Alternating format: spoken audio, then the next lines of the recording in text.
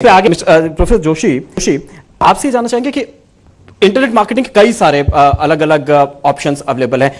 Best affordable सबसे अच्छा और सबसे इफेक्टिव ऑप्शन कौन सा अवेलेबल है? एसएमईज के लिए सबसे पहले जो जरूरी है, इसके अनेक हिस्से हैं। पहला तो ये है कि आप इंटरनेट को यूज कर सकते हैं। आप अपने एक गिवन लिस्ट ऑफ क्लाइंट्स को आप एक मेल भेज सकते हैं। तो ये तो पहला है, इसको हम कहते हैं कि creating awareness about that your company exist maybe in Jaipur और एनी अदर सिटी। दूसरा ऑप्शन ये है कि then if you go one stage further, what he has discussed is कि आप एक अपनी वेबसाइट पे प्रेजेंस बना सकते हैं। No presence could be only for maybe for information purpose. Now customer खरीदने के लिए पहले उसको पता होना चाहिए कि आप एक जयपुर में या यहाँ के पास में कोई डीडवाना में या किसी दूसरी जगह पे एग्जिस्ट करते हो। Then he wants to evaluate the alternative कि वो अगर मान लो डायमंड खरीदेगा या कोई प्रीशियस टेंजेनाइट खरीदेगा, तो टेंजेनाइट वो जयपुर से खरीदे या जर्मनी से खरीदे या बेल्जियम से खरीदे।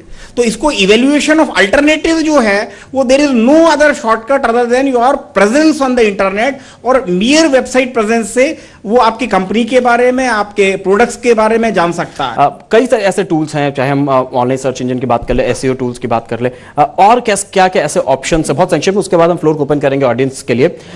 क्या और इस तरीके के ऑप्शंस अवेलेबल हैं जिसकी इफेक्टिव और कहते हैं ना कि कम खर्चा में ज्यादा चर्चा, किसी जाने माने ऑथर ने ऐसा कहा है कि तो वो चीज कैसे पॉसिबल इंटरनेट के जरिए है? This gives you a much broader reach. और इंटरनेट की जो भी रीच है, whatever you put on the net, it is available to the people across the world, and therefore it is the most cost effective medium. Now if you go, अच्छा, internet में आने वाले time पे आप देखेंगे कि जैसा कि इन्होंने बताया कि mobile internet search on mobile will overtake very soon or is already overtaking especially the landline or the broadband connections। तो वो दूसरा आपको वेबसाइट्स भी इस तरह की बनानी पड़ेंगी जो कि आपके मोबाइल से उसकी कंपेटेबिलिटी हो। एंड मोबाइल के अंदर 3-4 कैरेक्टरिस्टिक है, एक तो कम स्क्रीन है, फिर उसकी मोबिलिटी है, उसके अंदर बैंडविड्थ की प्रॉब्लम है, वो सब हमको देखना पड़ेगा। और तीसरी बहुत जो इंपॉर्टेंट चीज है, जो क्रेडिबिलिटी की, जो एजेंसीज इन लोगों ने बताई वो ठीक है, लेकिन आप देखिए जैसे आप बीएसई के ऊपर कोई ट्रांजैक्शन करते हो या आईसीआईसी पे ट्रांजैक्शन करते हैं या एसबीआई पे करते हैं, तो एक हरा हरा सा साइन आ जाता है उसमें, वेरी साइन। इस तरह के ट्रांजैक्शन को कोई ना कोई वेरिफिकेशन की आप कुछ करें तो उससे कस्टमर या B2B आपका customer becomes more and more it gives more credibility to them.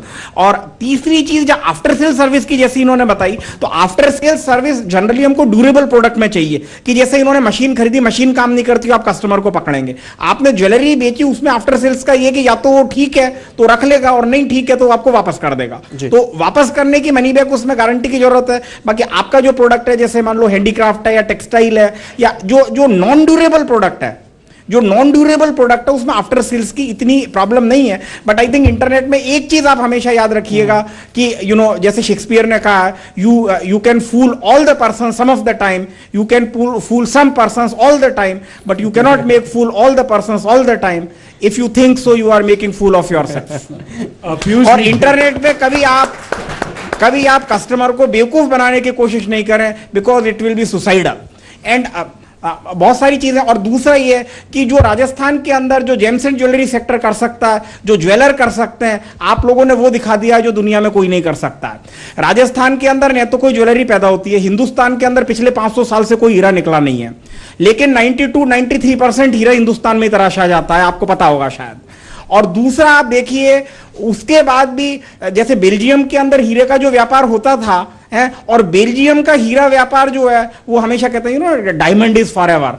But kindly understand, I have written in my book also that Antwerp diamond is not forever. The diamond industry in Antwerp has been overtaken by the Indians, and in Indians it is either the jewellers from Surat specially in diamond and other precious stone, it is the people from Jaipur. और मैंने Africa में बहुत काम किया है, और अभी मैं टेंजेनाइट जो देख रहा था, वो सफायर के बाद जो सेकेंड इंपॉर्टेंट स्टोन है अमेरिका के अंदर, 95% of tanzanite is being processed only and only in Jaipur. क्या बात है। ये एक आपके लिए बहुत ही, तो अगर आप ये कर सकते हैं तो आप इंटरनेट मार्केटिंग बहुत क्विकली एडप्ट